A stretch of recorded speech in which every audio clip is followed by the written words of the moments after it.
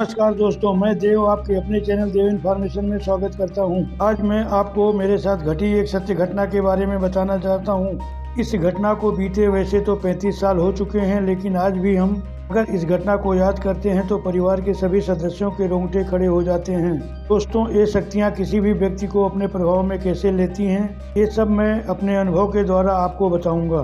घटना 1986 की मेरे गांव की है। मेरी पत्नी उस वक्त प्रेग्नेंट थी और हम गांव में रहा करते थे। उस दिन मंगलवार का दिन था और मुझे खेत से आने में बहुत देर हो गई थी। उस दिन बहुत बारिश हो रही थी। उस दिन हमारे घर के पास लगातार कुत्तों के रोने की आवाज़ आ रही थी। यह सब थोड़ा अजीब लगा। मेरे मन में लगा कि कुछ अनहोनी ना हो। खाना खाने के बाद मैं कमरे में सोने के लिए चला गया। उस समय लाइट नहीं हुआ करती थी। लोगों के घरों में लालटेन जलती थी। धीमी लालटेन की रोशनी में मैं और मेरी पत्नी बातें करने लगे।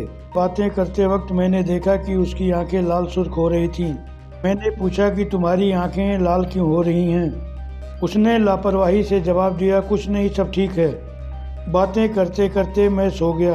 एकदम से मेरी दर्द से नींद खुली तो मैंने देखा कि मेरी पत्नी मेरी हथेली को बहुत जोर से काट रही थी। मुझे जगा हुआ देखकर और जोर से काटने लगी। मेरे डांटने पर वो जोर जोर से रोने लगी। बड़ी मुश्किल से मैंने अपना हाथ छुड़ाया। मेरे पलंग से उठते ही वो मुझे घूरने लगी और अपने बालों को लहराने लगी और अजीब अजीब आवाज़ें निकालने लगी। मैंने ऐसा रूप कभी नहीं देखा था और वो गुस्से से हाथ पैर पटकने लगी। वो कभी हंसती और कभी रोती, यही क्रम चलता रहा। मेरे रोकने के बाद वो और जोर जोर से हंसने लगी और मुझ पर फटने की कोशिश करने लगी। अब तो मैं भी डर गया था। मुझे समझ आ गया था कि कुछ गलत है, इसलिए मैं दरवाज़ा खोल के बाहर निकल आया और अपनी माँ को बुलाया। मेरी आवाज़ सुनकर माँ भी तुरंत आ गई। माँ को देखते ही मेरी पत्नी जोर से चिल्लाने लगी और बोली, आजा बुढ़िया, मैं तुझे भी देखती हूँ, और चीखने लगी। माँ समझ गई और उन्होंने कहा, पंडित जी को बुलाना पड़ेगा। कुछ देर में पंडित जी भी आ गए। आते ही पंडित जी रोबदार आवाज़ में बोले, कौन है तू? क्यों इस बच्ची को परेशान कर रही है? और वह हंसने लगी।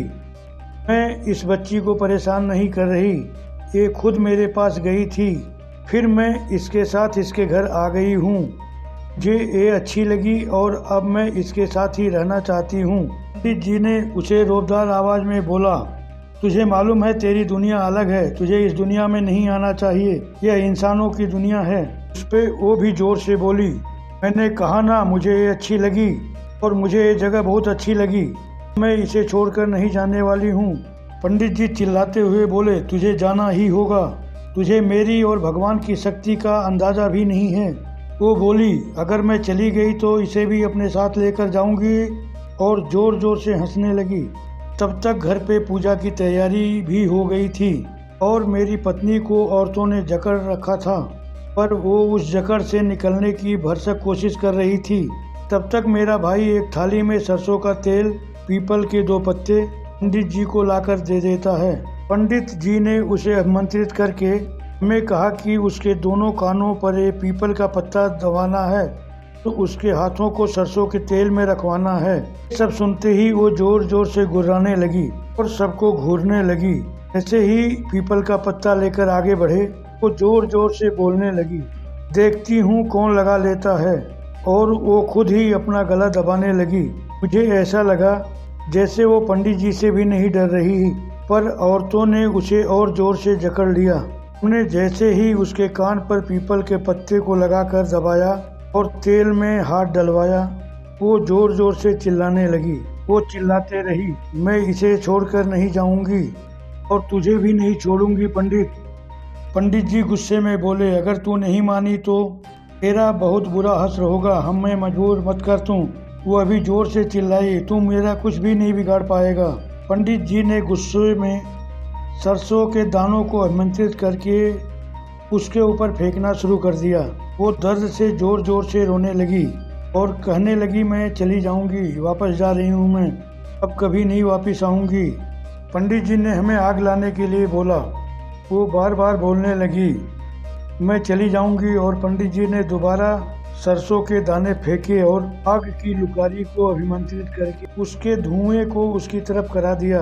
वो दर्द से जोर जोर से रोने लगी और बोली, मैं जल रही हूँ, मैं वापस जा रही हूँ, अब ये सब बंद कर दो। और पंडित जी के सामने गिड़गिड़ाने लगी। पंडित जी ने कहा, मैं कैसे मान लूँ कि तू जा रही है, इसका कोई प्रमाण दे। उसने कहा, मैं जाते समय प्रमाण दे दूंगी। और उसी समय जंगले पर रखी हुई मिट्टी की मटकी गिरकर टूट गई। इस आवाज़ को सभी ने सुना। ये बोले, वो चली गई है, थोड़ी देर में इनको होश आ जाएगा और आगे से इनको उस तरफ मत जाने देना, नहीं तो वापस आ सकती है। मैंने पंडित जी को धन्यवाद कहा और थोड़ी देर बाद मेरी पत्नी को होश आ गया, पर वो बहुत कमज़ोर हो गई थी। हमने उन्हें आराम करने के लिए बोला। बाद में जब मैंने उनको इस घटना के बारे में बताया तो मेरी पत्नी को कुछ भी याद नहीं था। उन्हें लगा हम सब मजाक कर रहे हैं। होप आपको यह मेरा प्रयास अच्छा लगा होगा। इस तरह की कुछ और घटनाएं हमारे साथ या हमारे करीबियों के साथ होती हैं, जिनको मैं आगे आपके अपने चैनल देव इन्फॉर्मेशन में आपके साथ शेयर करूंगा। कृपया हमें लाइक और सब्सक्राइब करें, ज़्यादा से ज़्यादा शेयर करें। दोस्तों, मिलते हैं ऐसे ही दिलचस्प डरावनी सत्य घटना के साथ नेक्स्ट वीडियो में। धन्यवाद।